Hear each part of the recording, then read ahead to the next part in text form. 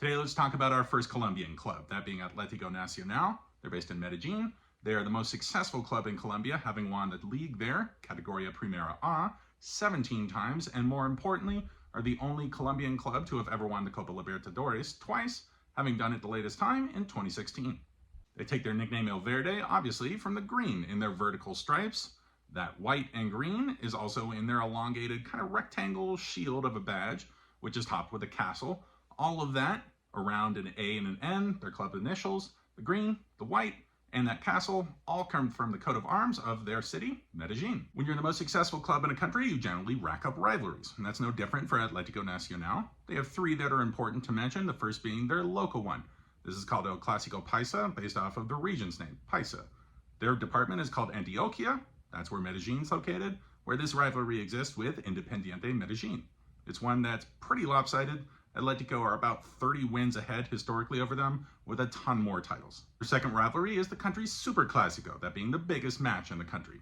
That's with Millonarios, who are based in Bogota, the capital of the country. Seeing as this is the two biggest cities, the two biggest clubs, seeing as Millonarios have 16 titles to the 17 for Atletico, this becomes more of a regional, social, and cultural battle to fuel this rivalry.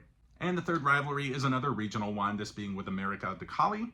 They run into each other a lot in knockout rounds of the cup competitions. They're generally playing a lot of title-deciding matches towards the end of the season, and it comes down to the fact that América de Cali has been to the Copa Libertadores final 4 times to the 3 times that Atletico have done this, although they have never won the title. So if you're a jerk in America, you could probably call them the Buffalo Bills of Colombia. Both of my interesting things for you to know about this club come from 2016, with the first being their Copa Libertadores victory over Independiente del Valle, an Ecuadorian club you're probably knowing in the news lately for Moises Caicedo moving to Chelsea, having come from this club. The second being on a more somber note, with the final that they were playing in the 2016 Copa Sudamericana, due to be played against Brazilian side Chapecoense.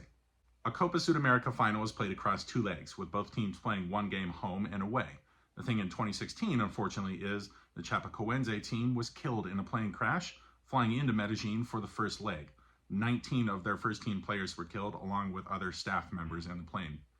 The final was immediately suspended by CONMEBOL, and the amazing thing about this club is instead of having the game played later, with Chapecoense probably having to field a team from minors and academy players, young players, and having it be a complete wipeout, Atlético Nacional asked CONMEBOL to give the title to Chapecoense. A very, very nice gesture. So, a very gracious and kind club. Let's talk about a couple of their former players, since many of the best Colombians have come through this squad.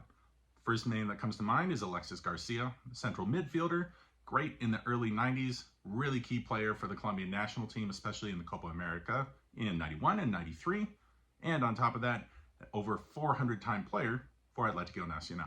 Another being a great goal scorer in Victor Aristizabal, who played for the club across 4 different stints, scoring over 140 goals for the club. And on the international stage, you'll probably know David Ospina, who started his career with El Verde before moving to Europe to play at OGC Nice, amongst many other clubs. He's also the Colombian national team captain. Into their current squad, I like the fact that they have a strong and physical Colombian center back. That's an export that they have all the time in Colombian football. You'll see them all around Europe in many squads. This man being Christian Zapata, who has currently just come back to the club, having played a lot of football in Italy as well as at Villarreal in Spain. Second would be their goalkeeper I want to call out, that being Kevin Meyer. He's the man that I consider to be amongst 2 goalkeepers that are going to vie for the seat of goalkeeper within the national team for Colombia once David Ospina moves on. The other man being Davis Vasquez, who plays for AC Milan, although is not their primary or even secondary goalkeeper at this point, so that may be a bit down the line.